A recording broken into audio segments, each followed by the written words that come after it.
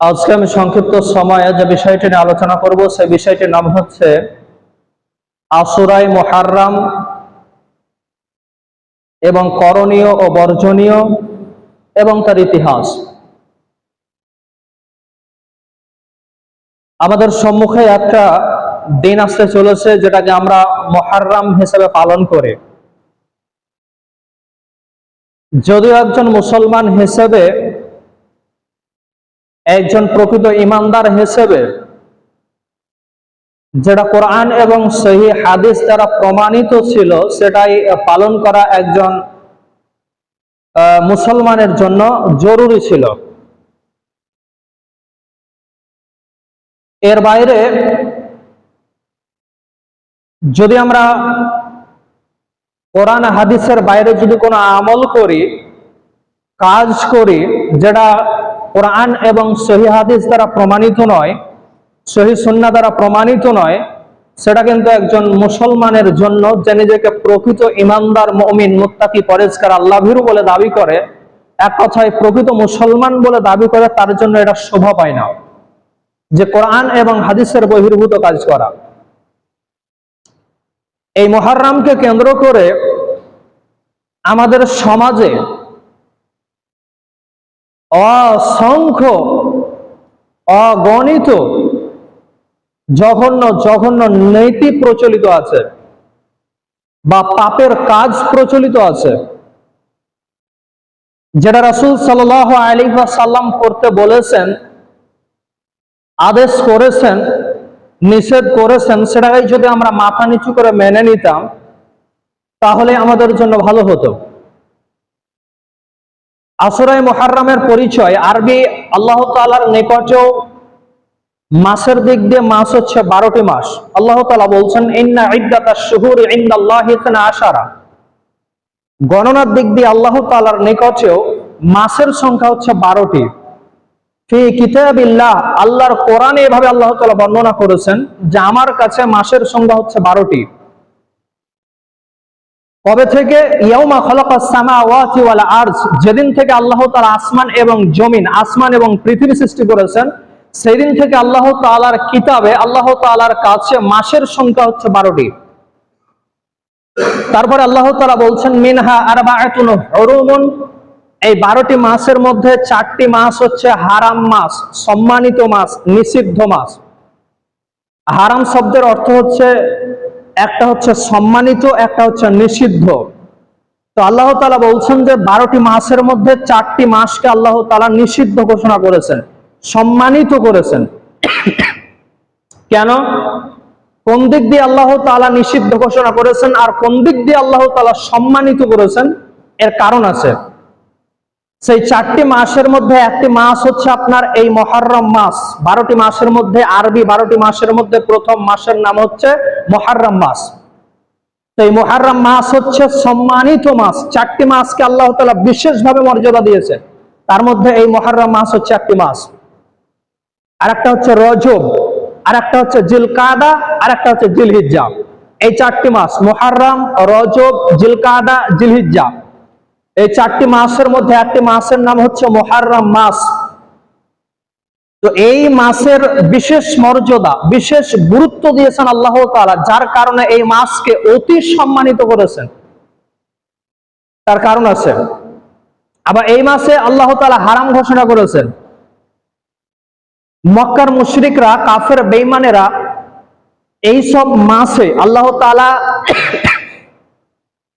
4টি মাসকে সম্মানিত করেছেন, তারপরেও এই 4টি মাসে বিশেষ করে মক্কার মুশরিক, বেঈমান, কাফেরেরা তারা যুদ্ধ, দাঙ্গা হাঙ্গামা, মারামারি, খুনোখুনি, ভাই ভাই হয়ে মারামারি, এভাবে সমাজের বুকে অশান্তি, দুর্নীতি, পাপাচার, এই সমস্ত জিনিসে মক্কার মুশরিক, বেঈমান, কাফেরেরা তারা বেশি বেশি লিপ্ত হতো এই 4টা মাসে। অথচ আল্লাহ তাআলা তিনি কোরআনে ঘোষণা করছেন যে মিনহা আরবাআতুন হুরুমুন, এই 4টি মাস হচ্ছে হারাম মাস। কিসের হারাম? আল্লাহ তাআলা বলছেন যে এই 4টি মাসে কেউ কোনো যুদ্ধ বিগ্রহ করতে পারবে না, কেউ কারোর সঙ্গে কটু কথা, খারাপ কথা, অশ্লীল কথা, বেহায়াপনা, পাপাচারে লিপ্ত হওয়া, ভাইয়ে ভাইয়ে মারামারি, অন্যায়, অবিচার, দুর্নীতি, এভাবে কোনো অন্যায় করা চলবে না এই 4টি মাসে। তার মানে কি আরো যে 8টি মাস আছে সেই 8টি মাসে করা চলবে, এর মানে এটা নয়। আল্লাহ তাআলা বলছেন যে 12 মাসেই করা চলবে না, তবে এই 4টি মাসের যেহেতু মর্যাদা আলাদা রয়েছে, সেহেতু এই মাসটাকে বিশেষ করে তোমরা ট্রেনিং নাও, ট্রেনিং প্রাপ্ত হও, যাতে করে তোমরা আরো 8টি মাস তোমাদের অভ্যাসিত হয়ে যায়। এই জন্য আল্লাহ তাআলা বলছেন যে এই 4টি মাস হচ্ছে হারাম মাস, মানে যুদ্ধ বিগ্রহ, দাঙ্গা হাঙ্গামা, মারামারি, খুনোখুনি, তারপরে গীবত, পরনিন্দা, পরচর্চা, এক কথায় যত ধরনের অন্যায় আছে সব অন্যায় হারাম, নিষিদ্ধ এই 4টি মাসে। তারপরে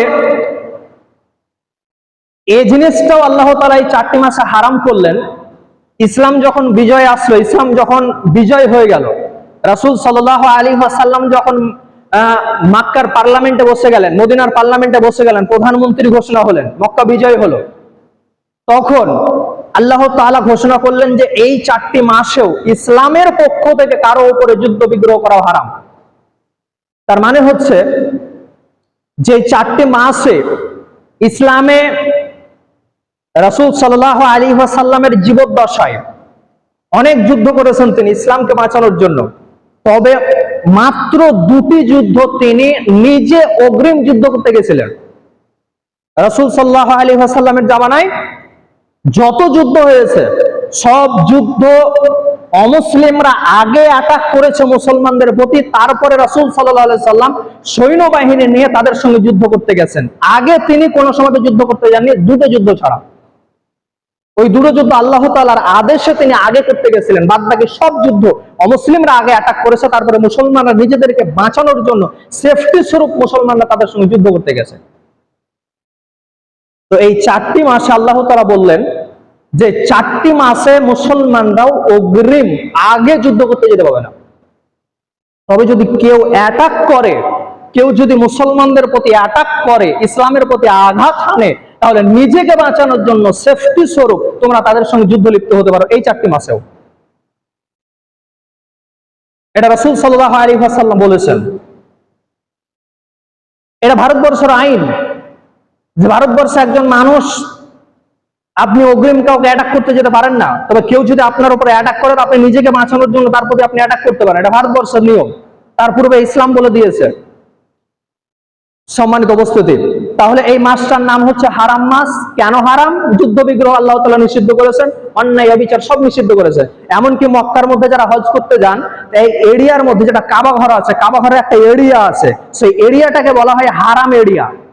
হারাম এরিয়া মানে নিষিদ্ধ এরিয়া। সেই এলাকাতে আপনার একটা পিঁপড়াও যদি ঘুরে বেড়ায়, তাহলে পিঁপড়াটাকে মারা নিষিদ্ধ। এমনকি পশু পাখি যা কিছু থাকবে তাদেরকে মারা নিষিদ্ধ, মারা চলবে না, আল্লাহ তাআলা হারাম ঘোষণা করে দিয়েছে। সম্মানিত উপস্থিতি, তাহলে জায়গার মধ্যে ওই কাবা ঘরের আশপাশে হারাম, মাসের মধ্যে এই 4টি মাস হারাম। আর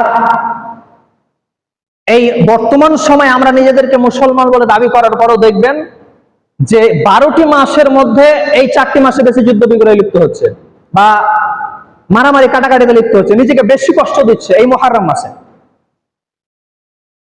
মুসলমানরাই আপনার ব্লেড নিয়ে, তারওয়াল নিয়ে, চিবুক নিয়ে তারা এই মুহররমের দিনে মুহররম পালন করতে গিয়ে এমন ভাবে নিজেকে আঘাত করে পুরো শরীরকে কেটে ক্ষতবিক্ষত করে দেয়, রক্ত ঝরঝর করে ঝরতে থাকে। তারা নাকি বলে যে আমরা ভালোবাসি। এর নাম ভালোবাসা নয়। প্রকৃত ভালোবাসার অর্থ কিছু রয়েছে। আমরা অনেকেই বলি যে রাসূল সাল্লাল্লাহু আলাইহি সাল্লামকে ভালোবাসি, এটা ঠিক কথা। একজন মুসলমান হিসেবে যদি রাসূল সাল্লাল্লাহু আলাইহি সাল্লামকে আমরা না ভালোবাসি, আল্লাহকে যদি আমরা না ভালোবাসি, তাহলে আমরা প্রকৃত ঈমানদার হতে পারবো না। কিন্তু ভালোবাসার কিছু বহিঃপ্রকাশ রয়েছে। আমি একজন মুসলমান, আমি রাসূল সাল্লাল্লাহু আলাইহি সাল্লামকে অতি ভালোবাসি, আর আমি 24 ঘন্টা আমি বিড়ি সিগারেট করে পান করে বেড়াচ্ছি, আর আমি বলছি রাসূল সাল্লাল্লাহু আলাইহি সাল্লামকে ভালোবাসি। এ কেমন ভালোবাসা? আমি রাসূল সাল্লাল্লাহু আলাইহি সাল্লামকে ভালোবাসি, তবে আমি 5 ওয়াক্ত নামাজে হাজির নাই, এটা কেমন ভালোবাসা? যদি রাসূল সাল্লাল্লাহু আলাইহি সাল্লামকে প্রকৃতই ভালোবাসতাম, তাহলে ফজরে ঘুম থেকে উঠা নিয়ে ঘুমাতে যাওয়া পর্যন্ত 24 ঘন্টা মাথার চুল থেকে নিয়ে পায়ের পর্যন্ত পুঙ্খানু রূপে A to Z সুন্নাত পালন করার নাম হচ্ছে রাসূল সাল্লাল্লাহু আলাইহি সাল্লামকে ভালোবাসা। সম্মানিত উপস্থিতি, তাহলে এই যে আমাদের মুহররম মাস চলছে, তাই মুহররম মাস হিসেবে আমরা যেভাবে পালন করছি এটা কিন্তু রাসূল সাল্লাল্লাহু আলাইহি সাল্লামের পদ্ধতি নয়। মুহররম মাস, বক্তব্যগুলো ভালো করে বোঝার চেষ্টা করবেন, তারপরে যদি কোনো কথা থাকে তাহলে পরবর্তীতে বলবেন। তার কারণ এই জিনিসগুলো আমাদের সমাজে প্রচলিত হয়ে আছে, কারোর হয়তো আঘাত লেগে যেতে পারে, কিন্তু আমি যেটা সহিহ কোরআন এবং হাদিস মোতাবেক সেটা আমি বলার চেষ্টা করছি। তাহলে এক নম্বর হচ্ছে আমাদের করণীয়ের মধ্যে এই যে 4টি হারাম মাস রয়েছে, এই হারাম মাসকে হারামের মতো যেমন আল্লাহ সম্মান করেছেন সেই মতো সম্মান দিতে হবে এই 4টি মাসের। এক কথায় যুদ্ধ বিগ্রহ, মারামারি, রক্তপাত, খুনোখুনি, আপনার পাপাচারে লিপ্ত, এগুলো সব কিছু থেকে বিরত থাকতে হবে এই 4টি মাসে। তার মধ্যে একটি হচ্ছে এই মুহররম মাস, যেটা চলছে আজকে 3 তারিখ মুহররম মাসে। 2 নম্বর আমাদের করণীয় হচ্ছে আশুরার সিয়াম পালন করা, রোজা রাখা। এই মুহররম মাসের 10 তারিখে মোটামুটি মুহররম পালন করা হয়। তো এই মুহররম মাসের 10 তারিখে যেটা সহিহ পদ্ধতি, সঠিক পদ্ধতি কোরআন এবং হাদিস দ্বারা, বা আমাদের করণীয়ের মধ্যে একটা করণীয় হচ্ছে সিয়াম পালন করা, রোজা রাখা, যেটা রাসূল সাল্লাল্লাহু আলাইহি ওয়াসাল্লাম হাদিস দ্বারা প্রতীয়মান। রাসূল সাল্লাল্লাহু আলাইহি ওয়াসাল্লাম মক্কা থেকে যখন মদিনায় গেলেন তখন তিনি বলছেন, তিনি দেখলেন যে মক্কার কিছু মুশরিকেরা, মক্কার কিছু ইহুদিরা তারা একদিন রোজা রেখেছে। রাসূল সাল্লাল্লাহু আলাইহি ওয়াসাল্লাম বলছেন যে কি ব্যাপার, তোমরা রোজা রেখেছো কেন? তখন আমাদের নবী মূসা সে ফেরাউনের হাত থেকে আজকের দিনে রক্ষা পেয়েছিল, যার কারণে আমরা একটা রোজা রেখেছি খুশি স্বরূপ। মূসা নবী রেখেছিলেন, তাই আমরা আজকে খুশি স্বরূপ রোজা রেখেছি। তখন রাসূল সাল্লাল্লাহু আলাইহি ওয়াসাল্লাম বলছেন, তোমরা ইহুদি আর আমরা মুসলমান, আমাদের নবী মূসা মানে তোমাদের চাইতে বেশি হকদার আমরা, মানে আমরাও রোজা রাখবো। এই জন্য আশুরার সিয়াম মূলত সেই সময় ফরজ ছিল। আজকে যে রমজানের সিয়াম আমরা পালন করছি ফরজ সিয়াম, তো তখন যেহেতু রমজানের সিয়াম ছিল না, তখন মূলত আপনার এই আশুরের সিয়াম ফরজ ছিল। রাসূল সাল্লাল্লাহু আলাইহি সাল্লাম তখন থেকেই তিনি আশুরার সিয়াম পালন করলেন একটা দিন, 10 তারিখে মুহররমের। আশুরাই মুহররম, যেদিন মুহররম পালন করা হয় সেই দিন মোটামুটি রাসূল সাল্লাল্লাহু আলাইহি সাল্লাম একটি সিয়াম পালন করলেন। তো তারপরেই কোন একজন সাহাবী এসে বলছেন, ইয়া রাসূলুল্লাহ, আপনি তো বলেছেন যে সর্ব অবস্থায়, সব অবস্থায় মুশরিক বেঈমান কাফেরদের তোমরা বিরোধিতা করবে, বারখেলাপ করবে। মুসলমান হিন্দুরা যদি তোমার যে পোশাক পরছে মুসলিমরা, তোমরা সেই পোশাকের বিরোধী পোশাক পরবে, এক কথায় সবকিছুতে তাদের তোমরা বিরোধী করবে। তাহলে আপনি যে রোজা রাখছেন ওই দিনে 10 তারিখে, তো ইহুদিরাও তো সেই দিনে রোজা রাখছে, তাহলে তাদের পার্থক্য আর আমাদের পার্থক্য কি হলো? তো রাসূল সাল্লাল্লাহু আলাইহি সাল্লাম বলছেন, আমি যদি আগামী বছরে বেঁচে থাকি তাহলে আমি হয় 9 মুহররম আর 10 তারিখ দুটো সিয়াম রাখবো, না হয় 10 তারিখ আর 11 তারিখ দুটো সিয়াম রাখবো। তাহলে এতক্ষণ পর্যন্ত যেটা বোঝা যাচ্ছে যে আমাদেরকে রোজা রাখতে হবে। রোজা রাখবো আমরা মাত্র দুটি। একটি রোজা হচ্ছে আপনার 9 তারিখে রাখতে পারেন আর 10 তারিখ, কিংবা 10 তারিখ আর 11 তারিখ, মানে মধ্যে আপনাকে 10 তারিখ রাখতে হবে। দুটি সিয়াম রাখলেন, এটা হচ্ছে করণীয়। এবারে কিছু আমাদের সমাজে বর্জনীয় আছে, যেগুলো আমাদের সমাজে অহরহ ঘটে চলছে আশুরায়ে মুহররমকে কেন্দ্র করে। এর সংক্ষিপ্ত আমরা ইতিহাসটা একটু জেনে নিই যে আশুরায়ে মুহররম মূলত কোন কারণে। আশুরায়ে মুহররমের সঙ্গে সম্পর্ক কিন্তু ইমাম হোসেনের শহীদের সঙ্গে কোনো সম্পর্ক নেই। ভালো করে বুঝবেন যে আমরা এই আশুরাকে মুহররমকে কেন্দ্র করে যে আমরা হাই হোসেন হাই, হাই হোসেন হাই করি, এটা কিন্তু ইমাম হোসেনের সঙ্গে কোনো সম্পর্ক নেই। আশুরায়ে মুহররম মূলত সম্পর্ক রয়েছে হযরতে মূসা নবীর সঙ্গে। ইসলামের জামানাতে অনেক সাহাবী মারা গেছেন, এই সাহাবী জীবিত ছিলেন, তো ওই অবস্থায় জীবিত থাকার পরে ইমাম হোসেন অনেক পরে মারা গেছেন, তো মারা যাওয়ার পরেও তো অনেক সাহাবী জীবিত ছিলেন, তো তারা তো হাই হোসেন হাই, মুহররম, আশুরায়ে মুহররম এগুলো পালন করতে পারতেন, শোক দিবস পালন করতে পারতেন, নিজের শরীরে আঘাত করতে পারতেন। তো কেউ তো আঘাত করেনি বা পালন করেনি, এটা কোনো হাদিস এবং আপনি কোরআন দ্বারাতে প্রমাণ করতে পারবেন না। তার মানে বোঝা যাচ্ছে যে এই জিনিসটা যে আমাদের সমাজে চলছে, এই জিনিসটা হচ্ছে কোরআন এবং হাদিসের বহির্ভূত কাজ। সম্মানিত উপস্থিতি, তাহলে বর্জনীয়ের মধ্যে একটা বর্জনীয় আমাদের হচ্ছে যে হোসাইন রাদিয়াল্লাহু তাআলা আনহুকে, একটু পরে বলছে, তার পূর্বে ইতিহাসটা জেনে নিই যে এই আশুরায়ে মুহররম মূলত কেন্দ্র হচ্ছে মূসা নবীকে কেন্দ্র করে। আল্লাহ তাআলা মূসা নবীকে বললেন, হে মূসা, তুমি ফেরাউনের কাছে যাও, মিশরে মূলত ছিল ফেরাউন, তো ফেরাউনের কাছে আল্লাহ তাআলা মূসা নবীকে বললেন যে তুমি সেখানে যাও এবং নরম ভাষায় কথা বলো। মূসা হচ্ছে পৃথিবীর বুকে সবচাইতে জালেম শাসক এবং সবচাইতে বড় পাপীর নাম হচ্ছে ফেরাউন, যার কারণ সে নিজেকে আনা রব্বুকুমুল আ'লা, নিজেকে আল্লাহ বলে দাবি করেছিল। সবচাইতে, শুধু আল্লাহ নয়, সবচাইতে বড় আল্লাহ, পৃথিবীর বুকে যত আল্লাহ আছে বা তোদের যত আল্লাহ আছে, ফেরাউন ঘোষণা করলো তার চাইতে আমি হচ্ছি সবচাইতে বড় আল্লাহ। নাউযুবিল্লাহি মিন যালিক। তো সেই ফেরাউন হচ্ছে পৃথিবীর বুকে সবচাইতে বড় পাপী এবং অত্যাচারী। আল্লাহ ঘোষণা করেছেন যে এই ফেরাউনের পরে এর চাইতে আমি বড় পাপী আর পৃথিবীর বুকে সৃষ্টি করবো না। তো আল্লাহ তাআলা মূসা নবীকে বলছেন যে হে মূসা, তুমি নবী, তোমার ভাষাকে তুমি নরম করো, নরম করে গিয়ে মূসার কাছে, এই ফেরাউনের কাছে যাও এবং তুমি তাকে দাওয়াত দাও, কোরআনের দাওয়াত দাও। যখনই মূসা নবী ফেরাউনের কাছে গিয়ে দাওয়াত পেশ করলো, তখন ফেরাউন এত রাগান্বিত হলো, খেপে গেল যে মূসাকে মারার চেষ্টা করলো, হত্যা করার চেষ্টা করলো। শেষ পর্যন্ত আল্লাহ তাআলা হুকুম দিলেন যে হে মূসা, তুমি এবং বনী ইসরাইল, তোমার কওমের যত লোক ঈমান এনেছে তোমার প্রতি, তুমি রাতারাতি এই মিশর থেকে তুমি চলে মাদাইন চলে যাও। মাদাইন একটা শহরের নাম, তুমি মাদাইন শহর চলে যাও। তিনি রাতারাতি, এখানে ভুল ধারণা হতে পারে যে মূসা নবী কি ফেরাউনের ভয়ে চলে গেছেন, না, এটা আল্লাহ তাআলা হুকুম দিয়েছেন। এর অনেক কারণ হতে পারে যে আল্লাহ তাআলা ফেরাউনকে পানিতে ডুবিয়ে মারবেন। একটি কথা আপনি মনে রাখবেন, যে যেটাতে পাপে লিপ্ত হয়, যে যে বিষয়ে বেশি অহংকার করে, আল্লাহ ওই বিষয়ে তাকে ধ্বংস করেন। ফেরাউন ঘোষণা করলো আমি সবচেয়ে বড় আল্লাহ, আর ওই অহংকারে পানিতে ডুবিয়ে আল্লাহ বলছেন যে তুমি নিজেকে আগে বাঁচা, তো কি করে বড় আল্লাহ হতে পারে। তো এই জন্য আল্লাহ তাআলা যে ফেরাউনকে পানিতে ডুবিয়ে মারবেন এবং শাস্তি চাখাবেন, এই জন্য আল্লাহ বলছেন মূসাকে তুমি ওই দিক দিয়ে হেঁটে যাও, তাহলে ফেরাউনে যাবে তোমার সঙ্গে, পানিতে ডুবিয়ে তাকে মারবো। একটা কারণ হতে পারে। দ্বিতীয় কারণ হতে পারে যে মূসা নবী সেই সময়তে মিশরের নবী ছিলেন, তো আরো যত আশেপাশের দেশ আছে, শহর আছে, তো সেই জায়গাতে তো ইসলাম প্রচার করতে হবে। তো আল্লাহ তাআলা মূসা নবীকে বলছেন তুমি মিশর ছেড়ে চলে যাও মাদাইন শহরে, সেখানে তুমি ইসলাম প্রচার করো। এটাও হতে পারে কারণ।